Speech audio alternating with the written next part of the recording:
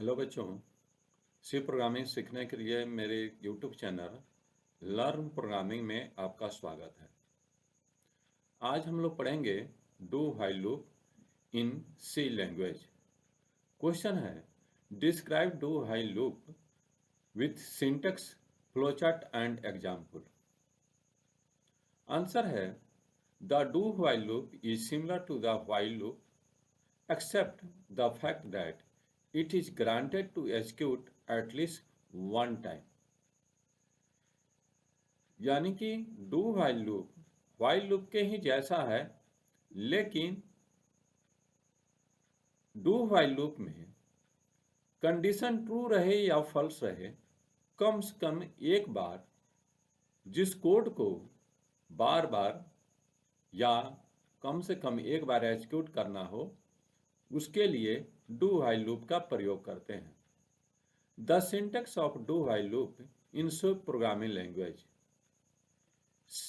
Do while loop का syntax programming language में, C programming language में कैसे होता है उसको अब देखते हैं। तो जैसे व्हाइल लूप में लूप के अंदर घुसने के पहले इनिशियलाइजेशन होता था, वैसे ही इसमें भी इनिशियलाइजेशन होता है और उसके बाद डू कीवर्ड्स को यूज किया जाता है। उसके बाद कर्ली ब्रेसेस के अंदर वैसे सारे स्टेटमेंट जिसको कि बार बार एग्जीक्यूट करना है, कर्ली ब्रेसेस के अंदर दे देते हैं और कर्ली ब्रेसेस का लास्ट स्टेटमेंट या तो इंक्रीमेंट होता है या डिक्रीमेंट होता है। और जो क्लोजिंग ब्रेसेस होते हैं उसके बगल में हम लोग व्हाइल कीवर्ड्स का यूज करके उसके बगल में कंडीशन को यूज करते हैं। यानी कि यहाँ पर कोई कंडीशन नहीं है, यानी कि लूप में हमारा कंट्रोल आएगा, जितना सारा स्टेटमेंट है उसको एग्जीक्यूट करेगा, उसके बाद हमारे काउंटर को इंक्रीज करेगा या डिक्रीज करेगा और फाइनली जाके कंडीशन को चेक करेगा।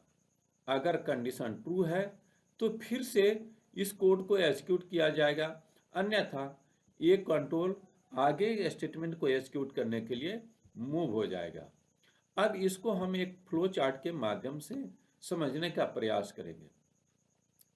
जैसे फॉर एग्जाम्पल यहाँ पर देखिए, इसमें क्या है कि सबसे पहले जो कोड है उसको एग्जीक्यूट किया जा रहा है। जब कोड एग्जीक्यूट हो जा रहा है तब कंडीशन चेक करने जा रहा है।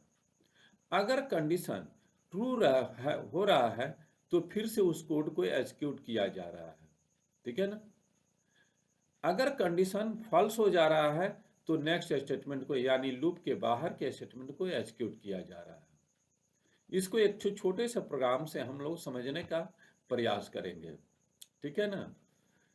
यहाँ पर देखिए, यहाँ पर हमने क्या किया है कि नाम को, किसी के नाम को हम कम से कम 5 बार प्रिंट कराना चाह रहे हैं, ठीक है ना।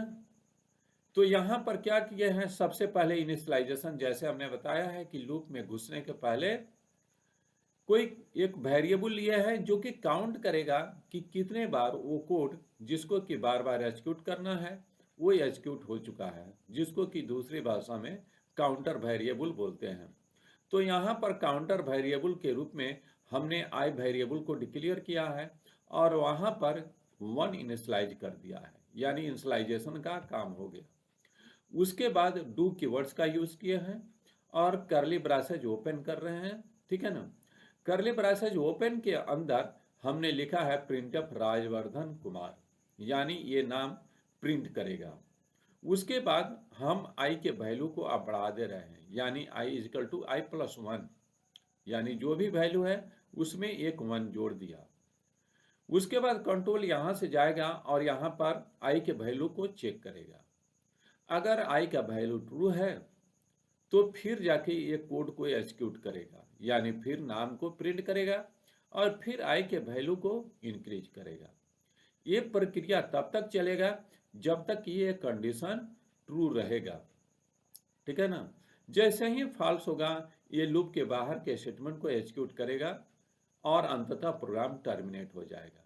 इस प्रोग्राम को हम रन करा रहे हैं, सबसे पहले सेव कर देते हैं और कंपाइल करते हैं और उसके बाद रन कराते हैं। देखिए यहाँ पर 5 बार प्रिंट किया है, ठीक है ना, यहाँ पर देख रहे हैं ना 5 बार प्रिंट किया है। आई का वैल्यू क्या किया है, लेस देन 5 किए हैं, इसलिए ये 5 बार प्रिंट कर रहा है, ठीक है।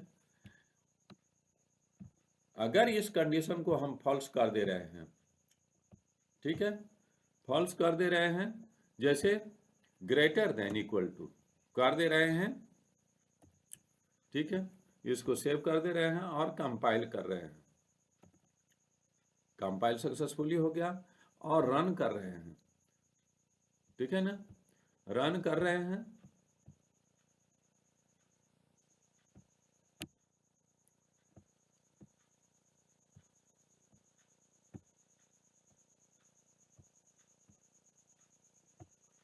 यहाँ पर एक तो दूसरा फाइल ओपन कर ले रहे हैं, क्रिएट कर ले रहे हैं, ठीक है, इंक्लूड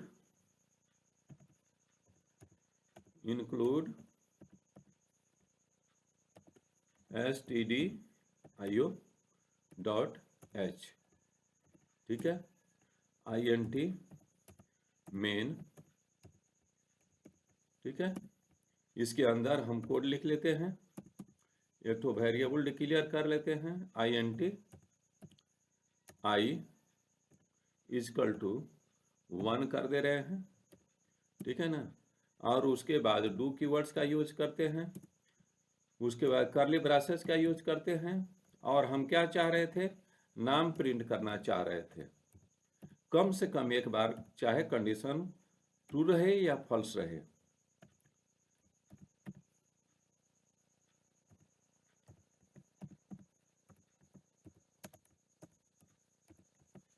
ठीक है,